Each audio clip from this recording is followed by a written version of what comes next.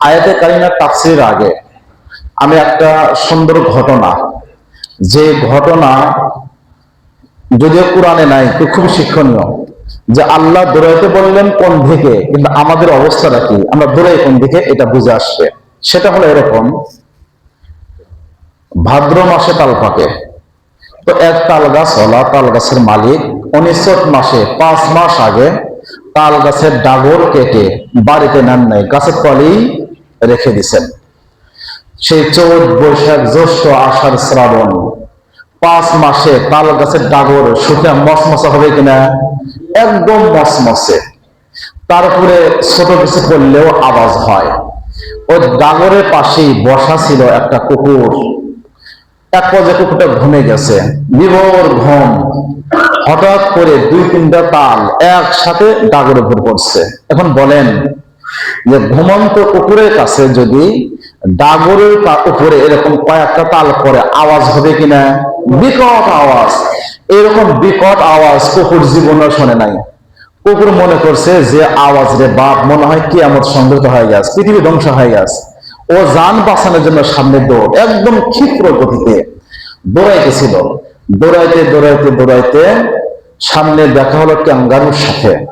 Kangaroo বলে, এই কুকুর ভাই, এখন কেন দৌড়াইছো? বলো, গল্পের এখন সময় নেই, যদি বাঁচতে চাস আমার সাথে দৌড়া, কিয়ামত সংগত হয়ে গেছে, সামনে দৌড়া। ক্যাঙ্গারু বলে, ঠিকই তো, যদি বাঁচা দরকারি, বাঁচতে চাই, তাহলে যেহেতু পিছনে কিয়ামত হয়ে গেছে, দেখার সময় নেই, সামনে যাই। কুকুর ক্যাঙ্গারুর সামনের দিকে দৌড়াইছে। দৌড়াইতেছিল, দৌড়াইতে দৌড়াইতে একটু পরে দেখা হরিণের সাথে। হরিণ বলে, আরে এরকম ক্ষিপ্র গতি নিয়ে তোমরা কেন দৌড়াইছো? ক্যাঙ্গারু কুকুর একসাথে উত্তর দিল, যদি জানে বাঁচতে চাও তাহলে গল্পের এখন সময় নাই, পিছনে কিয়ামত সংগত হয়ে গেছে, পৃথিবী ধ্বংস হয়ে গেছে, সামনে দৌড়াও। হরিণ বলে, ঠিকই কথা, যেহেতু বাঁচতে হলে সামনে যেতে হবে, পৃথিবী ধ্বংস হয়ে গেছে, দৌড়াই। বলে, কয়জন হইলো বলেন? 3জন। কেউ কি বুঝে দৌড়াইতেছে না বুঝে? সব না বুঝে দৌড়াইছে। জঙ্গলের ভিতরে যাইতেছিল, যাইতে যাইতে দূরে দিকে সিংহ, বনের রাজা। সিংহ দেখে আর মুচকি হাসে, যা রে বাপ, এই দেখি মেঘ ছাড়াই বৃষ্টি, কত কষ্ট করতে হয় আমাকে শিকারি করতে, আর এখন দেখি আমার সম্মুখ দিয়ে হরিণও যায়, ক্যাঙ্গারুও যায়, কুকুরও যায়। ঠিক আছে, আসো, ঠিক মতো আমার খাওয়া দাওয়া হবে নি। যখন ক্ষিপ্র গতিতে 3জন দৌড়াইতেছিল, সিংহ বলে, আমাকে দেখোস না, এখান থেকে যাস। বনের রাজাকে লক্ষ্য করে এরা বলল, জাহাপনা আমাদের মহারাজা, আপনি জানেন না খবর? বলে, কি হয়েছে? বলে, পৃথিবী ধ্বংস হয়ে গেছে, জমিন ধ্বংস হয়ে গেছে, কিয়ামত হয়ে গেছে, যদি বাঁচতে চান রাজা সামনে দৌড়ান। সিংহ হয়, তাই তো, খাওয়া তো তখনই, জীবন তখনই যখন বাঁচবো, আমার শিকড় দিয়ে লাভ যদি মরে যায়। সিংহ, বনের রাজা, ও না বুঝে সামনে দৌড়। 4জন হয়েছে না? সিংহ, এরপরে ক্যাঙ্গারু, কুকুর, হরিণ, 4জন না বুঝে সামনে দৌড় দৌড় দৌড়াইতেছিল। অনেকক্ষণ দৌড়াইয়া এ পর্যায়ে দেখা হলো একদম চালাক একটা প্রাণী, নাম কি বলেন? যাকে পণ্ডিত বলা হয়, শিয়াল। শিয়াল পণ্ডিত না?